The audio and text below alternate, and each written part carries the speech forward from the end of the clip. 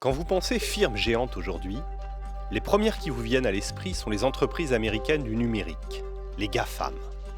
Mais plus discrètes, les grandes firmes mondiales du transport maritime ne cessent de croître.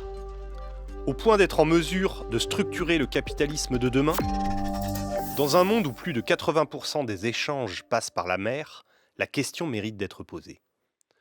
Longtemps, les armateurs ont présenté leur activité comme trop peu rentable pour être laissés à la concurrence. À la faveur de l'expansion coloniale de la fin du XIXe siècle, les compagnies de navires à vapeur fleurissent un peu partout en Europe. Toutes sont massivement soutenues par de l'argent public, qu'il s'agisse de la construction navale ou de l'exploitation des lignes.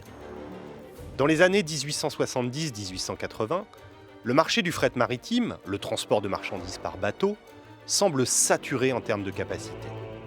C'est alors que les grandes firmes occidentales se liguent entre elles. Elles forment des cartels que l'on appelle des conférences. Les départs sont coordonnés, le prix du fret harmonisé et des rabais identiques accordés aux clients qui utilisent exclusivement les compagnies d'une même conférence.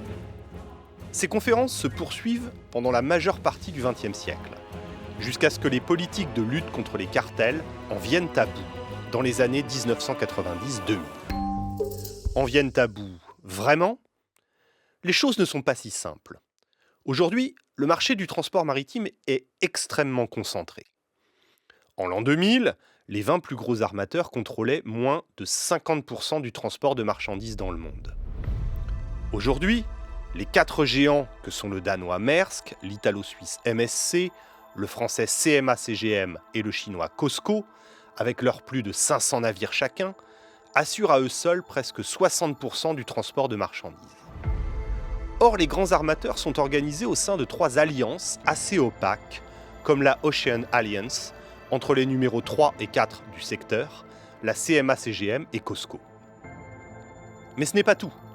Depuis une dizaine d'années, ces armateurs achètent des terminaux portuaires, des millions de mètres carrés d'entrepôts, des ports secs, autoroutiers, ou encore les activités logistiques de Bolloré en Afrique pour MSC en 2022, les mêmes ailleurs dans le monde pour la CMA-CGM en 2024. COSCO, quant à lui, construit ou rénove de vieilles lignes de chemin de fer en Afrique et construit des ports un peu partout dans le monde. Récemment, la CMA-CGM a acquis le leader des entrepôts et de la logistique en Turquie. L'entreprise va investir 20 milliards de dollars aux États-Unis dans des terminaux portuaires, des entrepôts, un hub aérien, et devient partenaire de médias et d'entreprises d'intelligence artificielle. Cette concentration horizontale et verticale risque-t-elle de transformer ces armateurs en pieuvres, comme décrivaient à la fin du XIXe siècle des caricatures représentant les chemins de fer américains, capables d'étrangler les agriculteurs et les industriels avec leurs tentacules ? De fait, le taux de fret, le prix du transport par container, a bien du mal à revenir à son état d'avant la crise Covid. Bien entendu, l'action des Houthis en mer Rouge, qui oblige les navires occidentaux à devoir contourner l'Afrique, a joué un rôle. Mais de fait, depuis 10 ans, la tendance est claire. Ce taux de fret augmente structurellement. Les firmes du secteur sont en passe de devenir des acteurs cruciaux du capitalisme mondial. Et comme pour la firme géante de transport mondial de colis, pouvoir de plus en plus dicter leurs conditions aux industriels. Instruments de souveraineté, les grands armateurs sont de plus en plus conscients de leur force et de plus en plus indispensables au capitalisme mondial. Jusqu'à, demain, vouloir, comme les géants de la tech, devenir des compagnies-États, des acteurs politiques à part entière, l'avenir nous le dira, mais la tentation est bien là.